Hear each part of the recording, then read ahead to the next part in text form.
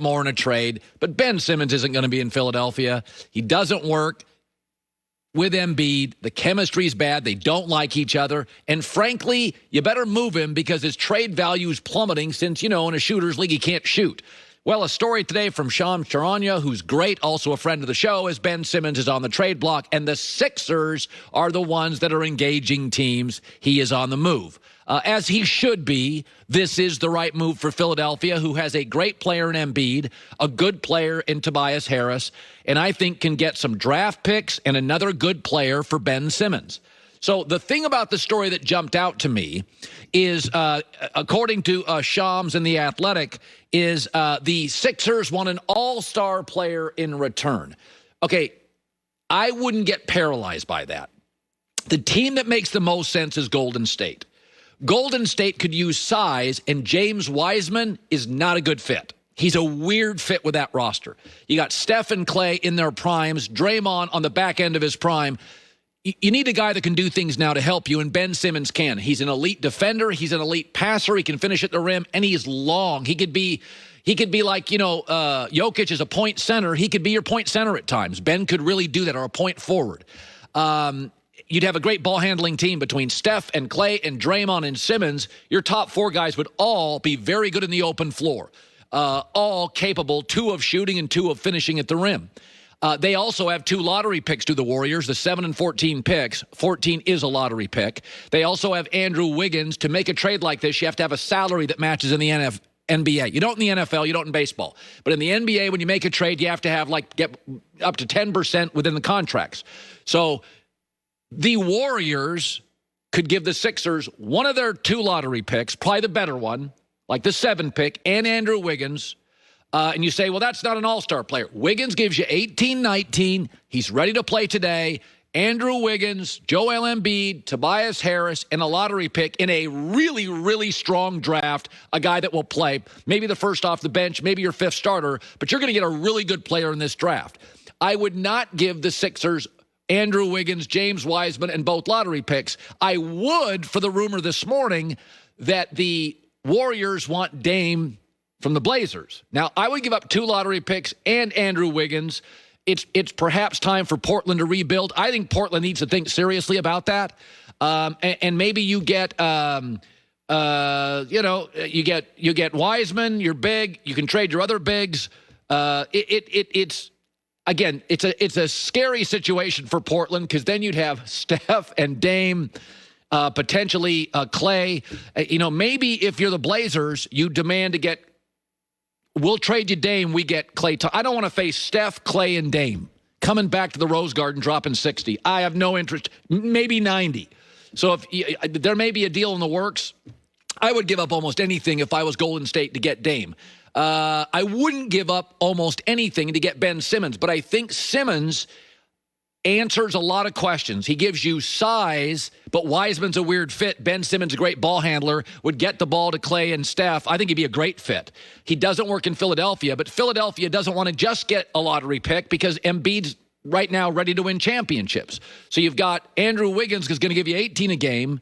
Tobias Harris gives you what he gives you. Embiid, a great lottery pick. And maybe, by the way, you can get a third team involved with Wiseman if the Warriors would give that up. You don't need Wiseman in Philadelphia. Again, we can talk ourselves into circles on this thing, but I think Philadelphia Golden State is the pairing. It solves some issues. It would make the chemistry better for the Sixers, and Wiggins can hit a 3 and hit a jumper. So Philadelphia would get what they want. They'd improve the chemistry. They wouldn't be as good defensively, but Philadelphia is a good defensive team anyway. They got a lot of long wings and a lot of length. And it would give Golden State another ball handler and some size and a great distributor so Steph doesn't have to have the ball in his hands constantly. If you've ever watched Steph Curry play, the guy he's Energizer Buddy. He's running off screens. It's great. Steph does not need to have the ball. He's not James Harden. Steph doesn't need the ball to get open. So you could give Ben the ball and let Steph run around the floor and get open. I think it would give Steph, We've seen Phoenix, Chris Paul only having to play 31 minutes, not dominate the ball all the time. It gives him a little bit of a break as he's aged and has injuries. Steph's had injuries. He's getting older. You could get him off the ball sometimes with the ball. So I like it for Golden State. I like it for the Philadelphia 76ers. But now it is being talked about. The Sixers, according to Sham Charania, who breaks a ton of stories, we bring them on often on this show. Philly is engaging teams. They want an all-star. I would not make that the be-all, end-all. In the end, I just want somebody that makes us better. I mean, hell, Rudy Gobert's an all-star. You think Rudy Gobert and Embiid work? I don't need an all-star. I need a guy that's a star in his role for the Sixers with a superstar in Joel Embiid. Joy with the news. No. Turn on the news. This is the Herdline News. LeBron just finished his 18th NBA season and his third with the Lakers. It is a long career. That's not counting all the extra games that he's played throughout the playoffs, right, which add up to about 3 more seasons. He was recently on the Smartless podcast and said that his plan is to retire a Laker, and he doesn't want to play for any other team. Listen, I truly hope that I can finish my career with the Lakers, and how many years that is, if it's 4 or 5, 6. Right. That's an interesting podcast. I hope I can continue to play the game. You know, I love being in LA. My family loves being in LA. Being with a historical franchise like the Lakers is something like, it's like me, you know, being in Space Jam now. I never thought it'd be possible. You think about Kareem and Magic and Wilt and Jerry West and Elgin Baylor, Kobe, Shaq, all the whole list goes on. Well, that wasn't the important part. The important part was that I truly hope I can finish my career with the Lakers, however many years that is. It's 4, 5, 6, whatever, 7. I hope I can continue to play the game. I love being in LA. My family loves being in LA. And being with a historical franchise like the Lakers is something. I don't know if this is really news because I did not feel like this was going to be a stopover for LeBron. Yeah, his son's playing high school basketball in L.A. And that's the other important part. Yes. Bronny is playing at Sierra Canyon. He is class of 2023. So, you know, LeBron said, like, he wants to try and play with his son. Now, that the earliest it would be is 2023 if he went straight out of high school, which is likely not the case. So it would be the 2024 or 2025 season. And we're starting to get a couple of years down the road for LeBron to still be playing. But, I mean, why not? Like, I think he would have to change his game a little bit. But guys are playing later and later into their careers. And as far as, like, leaving LA, like, LA is not really a place you move to at, like, the ending of your career and then plan on moving again.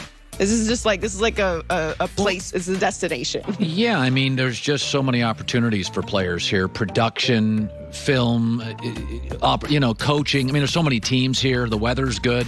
You know, I mean, most stars retire and they leave the city they play. Peyton Manning leaves Indianapolis. Right. I mean, Brady couldn't wait to get out of Boston, and that's a major city. But L.A., you can disappear as a pro athlete. So I've talked to pro athletes a lot about this. In Los Angeles, you put a baseball cap on and sunglasses, nobody cares. I've driven by a restaurant in my neighborhood and seen.